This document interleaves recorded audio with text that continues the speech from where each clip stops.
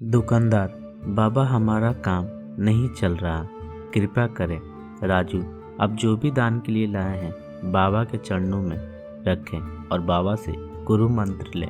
दुकानदार रामू के पास पैसे रखता है और हाथ जोड़कर खड़ा हो जाता है। राजू इशारे से दुकानदार को अपने पास बुलाता है। रामू दुकानदार के कान में, श्री राम, हर बिक्री के समय मन में ये नाम का जाप करो, बिक्री बढ़ जाएगी। याद रहे, अपना यह मंत्र किसी को नहीं बताना, अपनी पत्नी को भी नहीं बताना। दुकानदार, जैसी आपकी आज्ञा बाबा जी। राजा सूर्यदेव के महल में। मंत्री, महाराज, आप राजकुमारी के लिए एक वर का तलाश कर रहे हैं। हमारे गांव में एक सिद्ध योगी आए हैं जो तेजवान हैं और राजकुमारी के लिए एकदम श्रेष्ठ हैं। राजा गुरुदेव, मुझे आपके चयन पर पूरा विश्वास है। अगर आपने चुना है तो वह राजकुमारी के लिए अवश्य ही उत्तम होगा। सोने, जवाहरात और अनेक उपहार लाओ। हम सभी उन महान योगी के पास जाएंगे और उनसे राजकुमारी से विवाह करने का आग्रह करेंगे। रामू के पास पहुंचकर राजा, हे तपस्वी, मैंने आपके बारे में जो सुना था, आप उतने ही तेजस्वी हैं। मेरा आग्रह स्वीकार करें। रामू ध्यान से आंख खोलकर राजा को देखता है। रामू, जी महाराज, कहिए क्या परेशानी है आपको। राजा, मेरी इच्छा है कि आप मेरी पुत्री से विवाह करें और ये उपहार स्वीकार करें। रामू काफ़ी देर तक उपहार में लाए सोने, चांदी और अनेक वस्त्र और उपहारों को देखता रहता है। फिर राजा की ओर मुड़ता है। रामू, महाराज, मैं तो एक सन्यासी हूँ, मुझे इन सब से क्या लेना, मुझे क्षमा करें, मैं आपकी बात नहीं मान सकता। राजू चौंकते हुए रामू को देखता है। राजा, मैंने जो सुना था आप उससे भी महान हैं, मुझे क्षमा करें यदि मैंने आपका अनादर किया हो। आप जब तक यहाँ हैं मैं कोशिश करूँगा कि आपको कोई दिक्कत ना हो। इसके बाद राजा सूर्यदेव तपस्वी को प्रणाम करके वापस चले जाते हैं। राजू, अरे रामू, ये क्या कर दिया तुमने, इतना अच्छा मौका था, हाथ से जाने दिया। अरे राज करते हम लोग, राज तुम्हें क्या हो गया।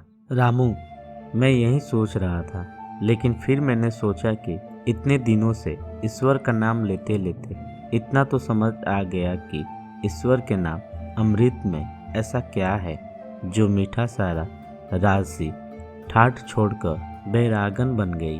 क्यों प्रहलाद ने अपने पिता की इतनी यातनाएं सही, मुझे भी राम नाम का धन मिल गया है जिससे आगे इस दुनिया का सारा धन फीका है। राजू, मुझे यह सब नहीं पता, हम यहाँ पैसे कमाने आए थे, ना कि साधु बनने में। मैं अकेले ही सब संभाल लूँगा। रामू, तुम्हें जो ठीक लगे करो, पर अगर किसी मुसीबत में फंस जाओ, पूरी श्रद्धा से ईश्वर का नाम लेना, तुम्हारी मुसीबत दूर हो जाएगी। राजू, तुम्हारा दिमाग खराब हो गया है, इतनी आसानी से मुसीबत दूर होती तो सभी खुश होते। रामू बस उसे देखकर मुस्कुराता है और ध्यान में बैठ जाता है। दीपू अपनी पोटली उठाकर गांव में चल देता है। राजू, क्यों भाई, कैसा चल रहा है। दुकानदार, हाँ भाई, सब बढ़िया है और अब घर में सुख शांति भी है। राजू मन में, यह भी बेवकूफ़ बन गया। राजू है तो चालाक, उसने ऐसी व्यक्ति की कोई उस पर सवाल नहीं उठा सकता। राजू, कुछ राशन दान करो। दुकानदार, जरूर। दुकानदार रामू के थैले में चावल डालने जाता है। राजू, ये क्या दे रहे हो, इतनी मिठाइयाँ और मेवे हैं तुम्हारी दुकान में और तुम ये कच्चे चावल दे रहे हो, इनमें से कुछ दो। दुकानदार, पर बाबा तो यह सब नहीं कहते। राजू, तुम्हें क्या करना है, जितना कह रहा हूँ वो करो।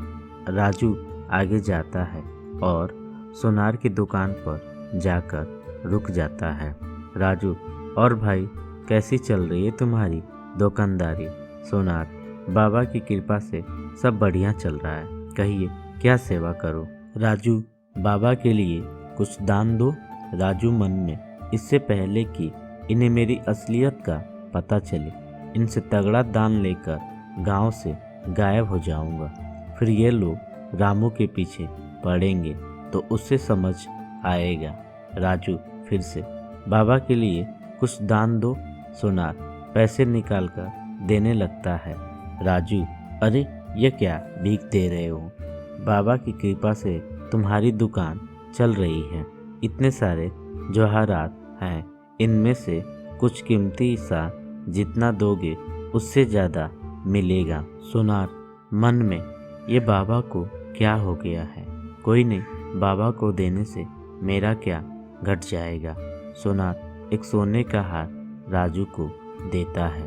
सोनार, लीजिए बाबा। राजू, अच्छा धन बिटोर लिया है मैंने, इससे काफ़ी दिनों तक काम चल जाएगा। बड़ी भूख लग गई है, कुछ मिठाइयाँ खा लो। राजू एक पेड़ के नीचे बैठकर मिठाइयाँ खाने लगता है। तभी वहाँ 4 डाकू चेहरे पर नकाब, काले कपड़े और हाथ में छुरी लेकर आ जाते हैं। डाकू, सरदार, जो कुछ भी है वह हमें दे दो, नहीं तो हम तुम्हें मार डालेंगे। राजू डर से अपनी पोटली उन्हें दे देता है। तभी डाकुओं के सरदार का नकाब खुल जाता है। राजू उसे देख लेता है। डाकू, अब तुझे मरना होगा, क्योंकि तूने मेरा चेहरा देख लिया। राजू, हे भगवान, ये क्या हो रहा है? कैसे बचूं इनसे? भागने की कोशिश की तो ये लोग पकड़ लेंगे, अब क्या करूं? तभी उसे रामू की बात याद आती है। अगर किसी मुसीबत में फंस जाऊं तो पूरी श्रद्धा से ईश्वर का नाम लेना, तुम्हारी मुसीबत दूर हो जाएगी। राजू आंखों को बंद कर घुटने पर बैठकर राजू भगवान से कहता है, भगवान मेरी रक्षा करो, भगवान मेरी रक्षा करो। डाकू का सरदार, सुन, राजा के सिपाही हमारी ओर आ रहे हैं, इसीलिए तुझे छोड़ रहे हैं। अगर तूने किसी को हमारे बारे में बताने की कोशिश की तो तुझे जिंदा नहीं छोड़ेंगे। ये ले अपनी पोटली। इसके बाद डाकू भाग जाते हैं। राजू मन में, हे भगवान, मुझसे भूल हो गई जो मैं रामू की बात को समझ नहीं पाया। मैं रामू के पास वापस जा रहा हूँ, उसके साथ रहकर आपके ध्यान में अपना जीवन बिताऊंगा। राजू रामू से, मुझे माफ़ कर दो रामू, मैं ईश्वर के नाम की महिमा को नहीं समझ पाया। अब मैं समझ गया हूँ और तुम्हारे साथ ईश्वर के नाम का धन कमाना चाहता हूँ। यह सुनकर रामू राजू को गले से लगाता है। तो मेरे प्यारे दोस्तों, यह कहानी आपको कैसी लगी? अगर अच्छी लगी हो तो हमारे चैनल को जल्दी से सब्सक्राइब कर लीजिए। और ऐसी रोमांचक कहानी सुनने के लिए आप हमारे चैनल को लाइक कीजिए, सब्सक्राइब कीजिए।